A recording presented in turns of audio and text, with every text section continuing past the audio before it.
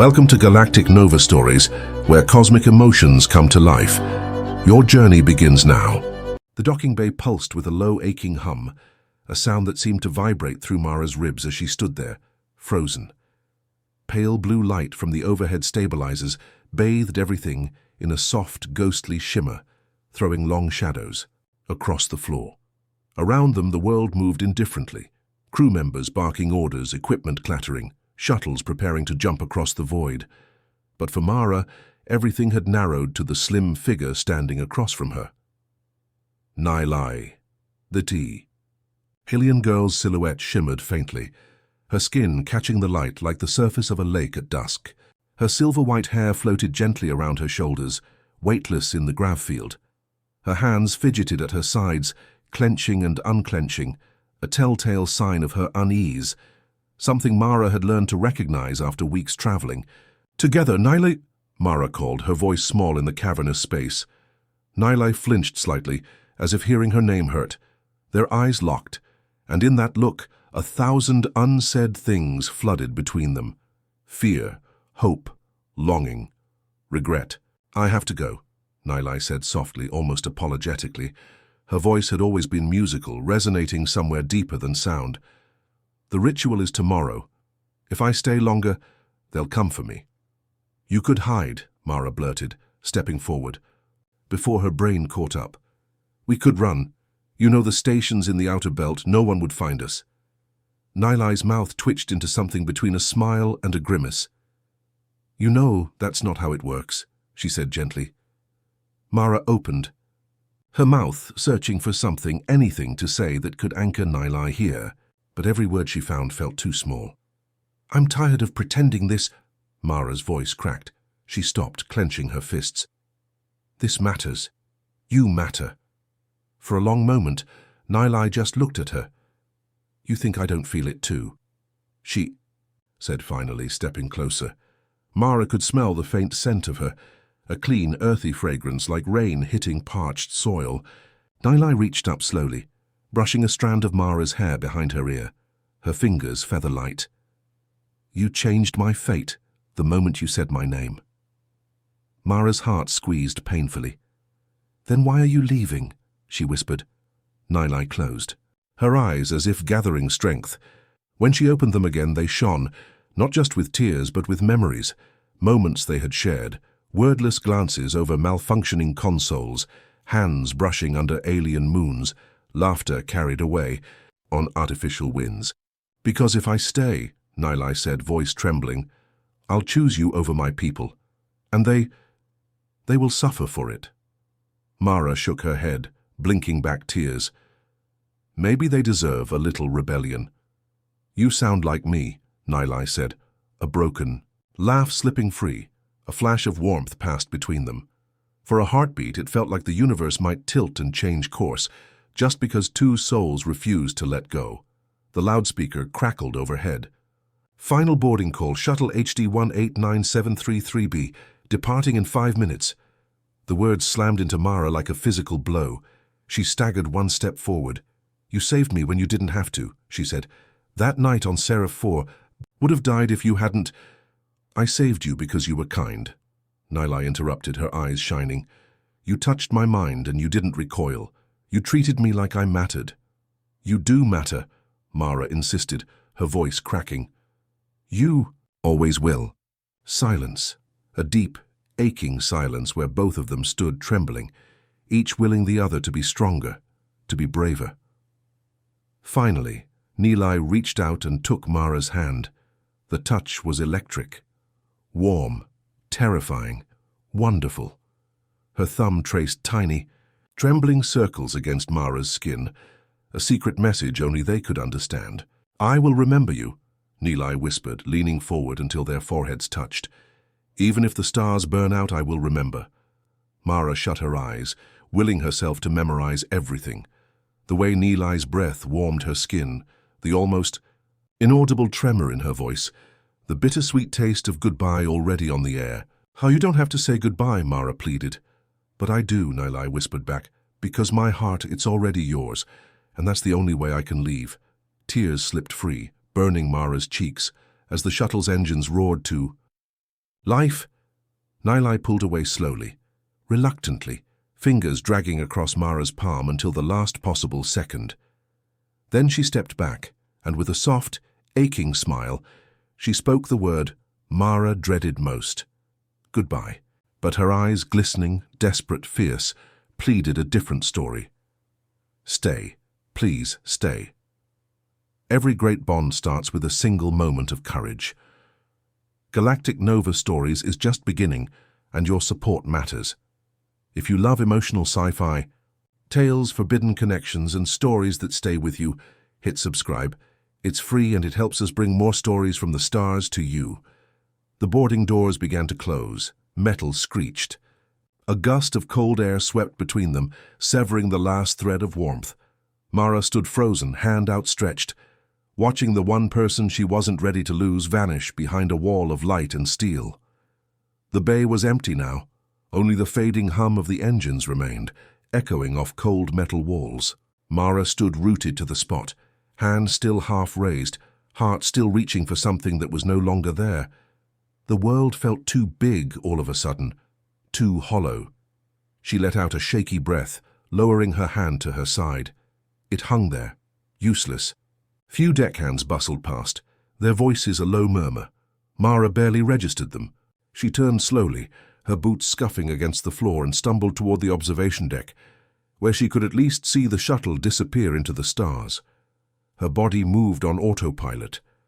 Her mind stayed behind, still tangled up in the warmth of Nilai's fingers, the trembling plea hidden in her final glance. As she reached the glass wall overlooking the launch bay, Mara pressed her forehead against the cold surface. Her breath fogged a tiny circle on the glass. Far out on the platform, the shuttle lifted off, lights flashing like distant fireflies.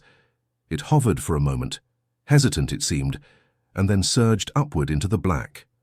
Gone. Mara closed her eyes. You said goodbye, she thought bitterly. But your eyes begged me not to let you. She clenched her fists. Her heart screamed at her to do something, anything. Chase her, steal a ship, blast through the launch corridors if she had to. But what would it matter? Nilai had made her choice. Hadn't. A low chime buzzed in Mara's pocket. She startled, fumbling out the slim communicator. A new message blinked across the cracked screen. Dock 7, Maintenance Shaft 2, come alone. Mara stared, her heart hammering. No way. Her mind raced. She glanced around. No one seemed to be paying her any attention. Was it a trap? Was it real? Her gut told her it was her Nilai. Without a second thought, Mara spun on her heel and sprinted, down narrow service corridors, past flickering maintenance lights. The world blurred around her. The only thing that mattered was getting there. Atasitsi. The end of a long, dim passage, she found it. Maintenance Shaft 2. The heavy hatch door stood slightly ajar, a soft amber light leaking through the crack. She hesitated just for a second, then pushed the door open. The air inside was warm, smelled faintly of ozone and something else, that same earthy rain-after-drought scent. And there she was, Nilai, sitting cross-legged on a crate, head bowed, her hands twisting the edge of her cloak. She looked up as Mara entered, and for a second neither of them breathed. Mara, Nilai whispered, voice trembling. Mara swallowed the lump rising in her throat. You're still here. I couldn't do it, Nilai said, a bitter laugh. Escaping. I couldn't walk onto that shuttle knowing you'd be standing here alone. Mara crossed the room in 2 strides, dropping to her knees in front of her. Their hands found each other's without hesitation, tangling together in a desperate knot. You came back, Mara said, tears burning her eyes. I never wanted to leave, Nilai confessed, her voice cracking. I thought I could do the right thing. The noble thing. But the second those doors closed, she shook her head violently. It felt like dying. Mara squeezed her hands tighter.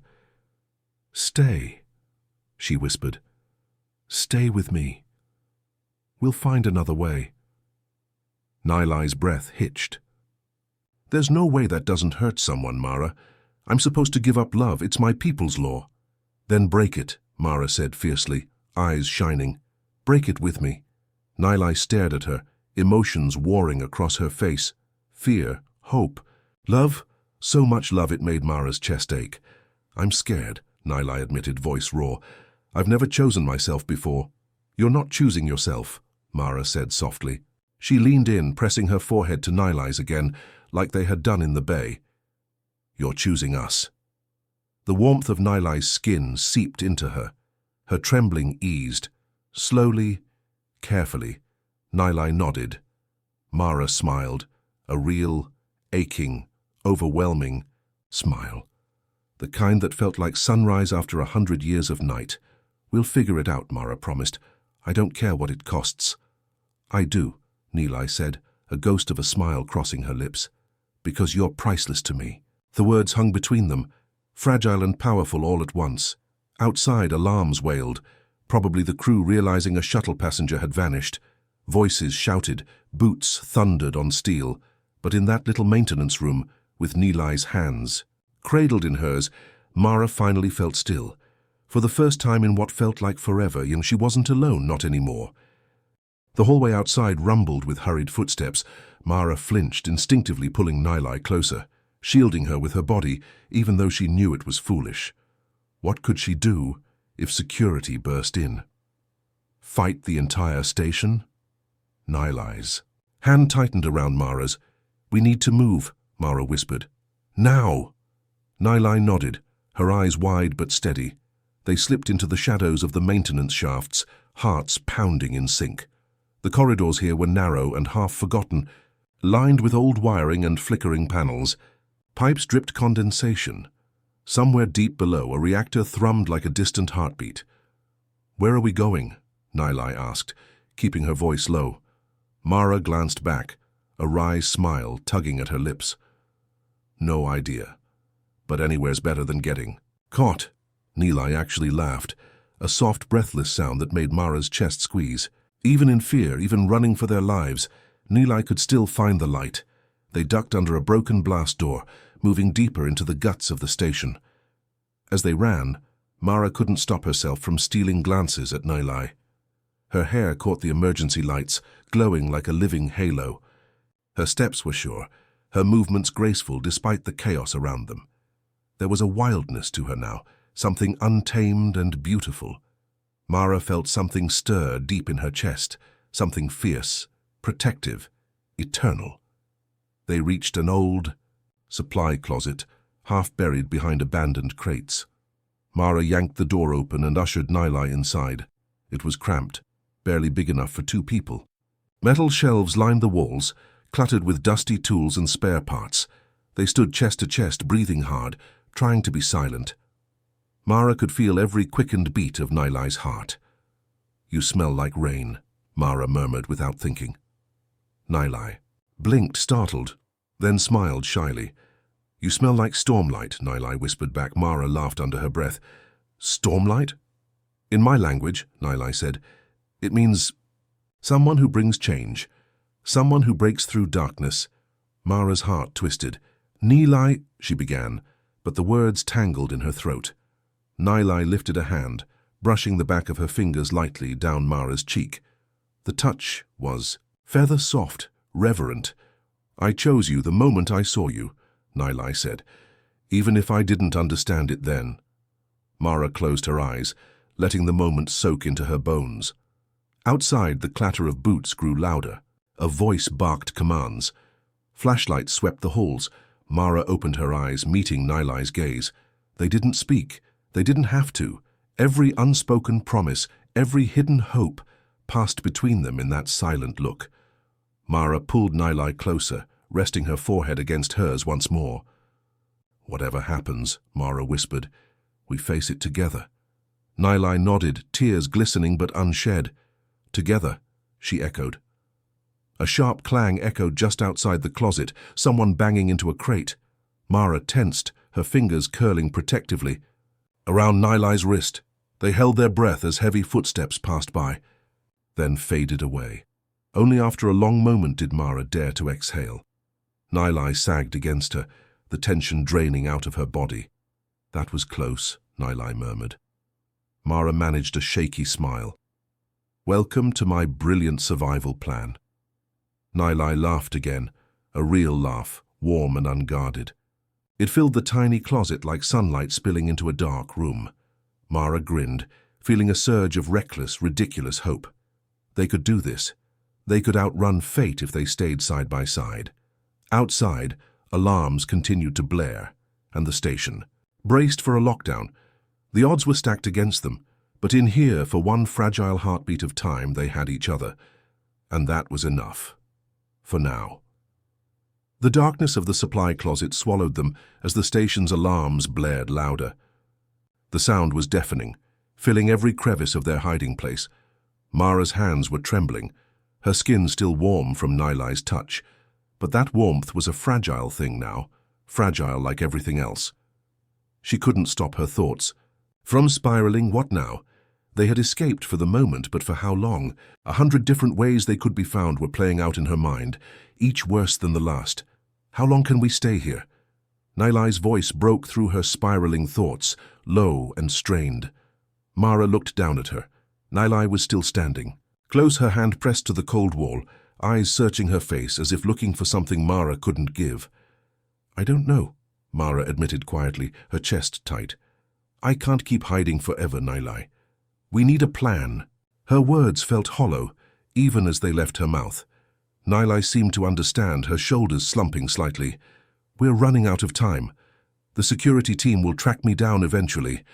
They'll never stop." Mara's heart skipped. "No," she said, shaking her head.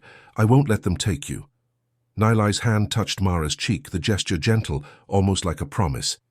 "You can't stop the law of my people, Mara. If I stay, I'll destroy everything we've worked."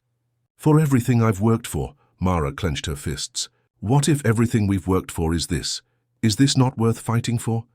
Her voice cracked on the last word, vulnerable, raw. Nilai's eyes shimmered with unshed tears. "You don't understand," she whispered. "My people are loyal to our ways, our codes. If I break it, the consequences they'll be unbearable." Mara reached out, cupping Nilai's face in her hands. "I don't care about your codes," she said fiercely, her thumb brushing away a tear that slipped down Nilai's cheek. "I care about you." A long silence stretched between them. Nilai closed her eyes at Mara's touch, leaning into it. The quiet in the room was almost oppressive, each second a heavy weight. The sound of a voice over the station's loudspeaker suddenly pierced the air, cutting through their moment. "All unauthorized personnel report immediately to Docking Bay 8, the cold voice crackled, "or face immediate containment." Mara's heart raced. The clock was ticking. "They'll come for us," Nilai whispered, her face pale as she looked up at Mara. "You have to make a choice." "Make a choice," Mara echoed, confused. "Take me to the outer belt," Nilai said, her voice filled with a quiet urgency. "Let's disappear. Together. No one will find us out there." Mara stared at her, breathless. A plan. A chance. It was the most desperate thing she'd ever heard, but in the quiet of that room it was the only thing that made sense. "I can't," Mara whispered. "I don't have the resources, I don't have the connections. The outer belt is crawling with pirates and smugglers." "I don't care about the risks," Nilai insisted. "I'd rather live in the dark with you than die in the light with my people." Her voice broke at the last word.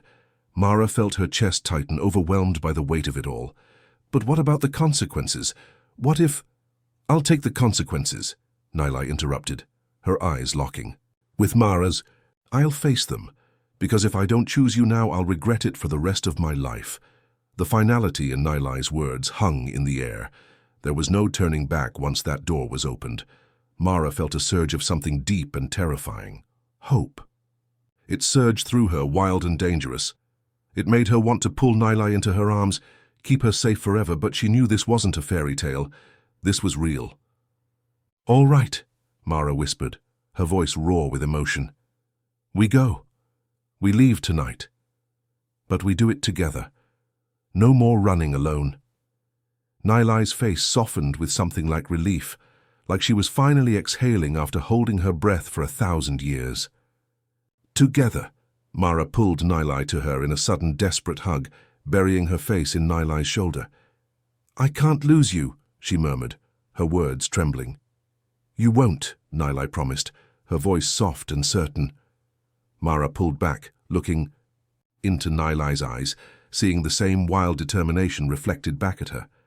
She saw the future in those eyes, uncertain, dangerous, but filled with promise.